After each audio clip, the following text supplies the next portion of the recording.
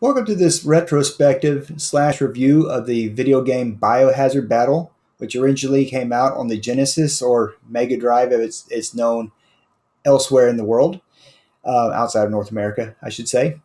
And basically, I would just want to go ahead and just give you my quick thoughts on it while the demo reel plays in the background. So, I would definitely say when you're dealing with an old school shooter like this, story is definitely not one of those things that ever really plays a huge factor. Go in there and kill as many of the bad guys as you can. But it all comes down to pretty much gameplay and music for the most part. And well, definitely go ahead and start off by saying the strength of this game definitely lies in its music for sure. The tunes that you just hear in this game are definitely very catchy. They sit and they get stuck in your mind, and even now I still have that tune in the back of my head, and that's a good thing. Not catchy as in oh crap, I wish that I could forget this song. It's not like that. Catchy in a good way. So the music for I'd say most of the stages is actually really good. Some of it's just pretty dang excellent, to be honest with you. Gameplay wise, well, let me go ahead and start talking about some of the unique features of this game that you can probably tell just by watching this demo reel. So you have four different playable ships that you can use, and that seems like it should be pretty decent. But to be honest with you, a lot of the special weapons are not very good, and that's really the only thing that truly distinguishes uh, the ships. Now, some of them they say the fighters are fast and some that are slow, and maybe that is true, and I just didn't recognize it. I guess it didn't really seem to be, where the slow ships seemed remarkably slower than the fast ships. Maybe I just wasn't paying enough attention to that. But anyway, other than the fast or slow aspect, with the fast ships being on the left and the slow ships being on the right, they had a different layout of special weapons that they could use. And it seems like that would give a lot of variety, but in the end, not really.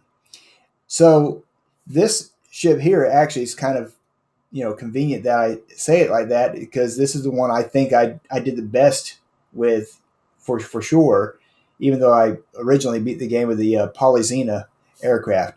But basically, the Nova weapon is by far the best weapon in the game, and only two of the ships have it. And I think the not fire pedal, but the plasma weapon, that's the one. That would be a pretty, would I say, distant second, or we'll say a close second. It'd be a close second. See, that's the fire pedal. Anyway, so it'll be a close second as to basically useful weapons. But the majority of the other weapons have very limited use, in playing the game. So Nova, and like I said, I keep wanting to call it fire pedal, but no, the plasma weapon, those are by far the best. Spin laser does have a decent amount of use that you can use, but it's so straightforward shooting. It's really only useful against bosses. So other than that, um, some of the weapons are just not very good. Like the bond weapon, which the other two ships have in place of Nova, that was just, I don't know, it just seemed pretty much garbage. And they all have the default pod weapon, which is the green weapon. And I don't know, I thought at first I was like, oh, this isn't too bad, but when you get to using it, yeah, it is kind of bad. It's not very good either. And well, the other yellow weapon being the fire pedal, that's also very similar to this one. It's very straightforward, and you have to aim the pod in a specific way. I mean, to be fair, you can aim it up at an angle, which you can't do with the spin laser, like you saw from that video just playing right now. So those are the weapons of the game, and really it comes down to one, maybe two of them actually being useful. So that's something that I think might detract for some people, to say the least. But then again, a lot of old school shooters kind of had that feature. And I will say this game does kind of give me a bit of R-type vibes to it, basically with the fact that you have that little pod going around and you can have the charged shot. So it definitely has a very R-type-ish feel for sure in that regards, which is a good thing. I think that's a good thing. Oh yeah, that's the other weapon right there, the seeking laser, which you would think that'd be pretty decent, but it really wasn't all that good. But you know what? I'd say it's probably the third best weapon in the game.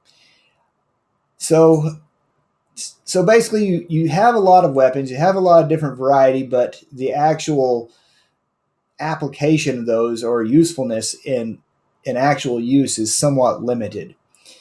And see, challenge for the game. The game is very challenging.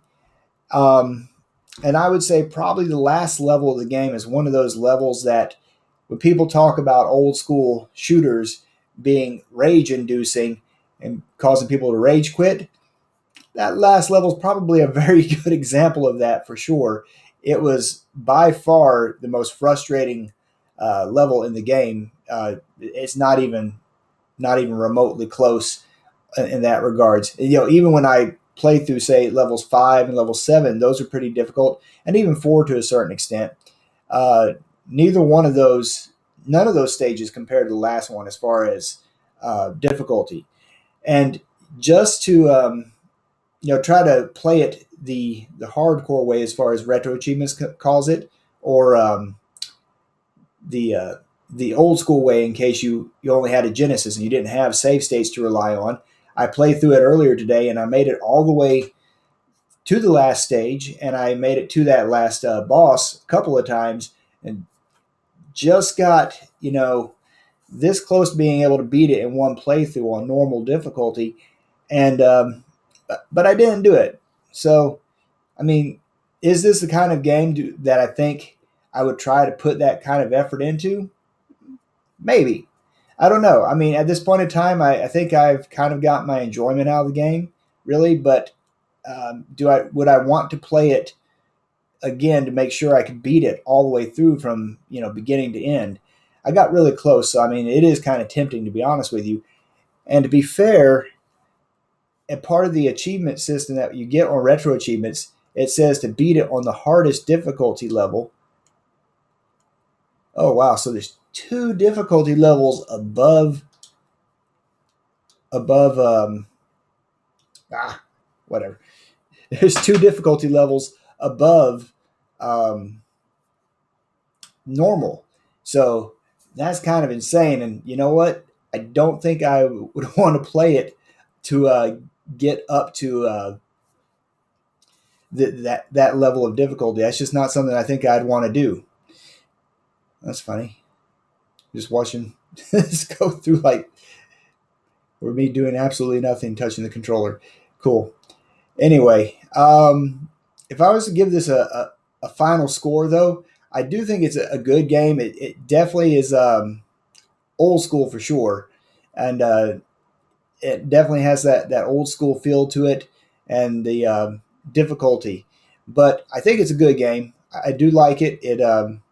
Not a bad game. The first level, as you can tell here, is deceptively simple. I'm literally not even touching the control, and he's just flying right through like almost no issues. That's hilarious. Um, so if I were to give it a percentage score, I think I'd probably say about 80%. It's a good game. It was fun. I enjoyed playing it. I mean, a little bit almost rage quit at the last level, but I didn't. I persevered. So I'd say about 80% is probably a fair score for it. And to be honest with you, you can get it super cheap on Steam. Um, it's 99 cents regularly. If you get the entire Genesis collection that they have there, or Mega Drive / Genesis collection, I checked it out today. Normally, I think it's like 60% off if you get the entire bundle for $30 on Steam. So it's really cheap to get all the games, and that does go on sale. So when it goes on sale, you're really not even paying $1 for it. So I mean, I keep saying that for pretty much all these Genesis games. At the price that you pay for them, it's definitely a no brainer. But I think for this, I mean, you probably get a couple of days play out of it. That's not a bad price for $1 or less. So anyway, that's my thoughts on the game. I thought I had a pretty good time, and you could actually just fire up the playthroughs if you want to just listen to the music, because I think the music's that good. Anyway, thank you very much for watching this video. I'll see y'all in the next one. Take care.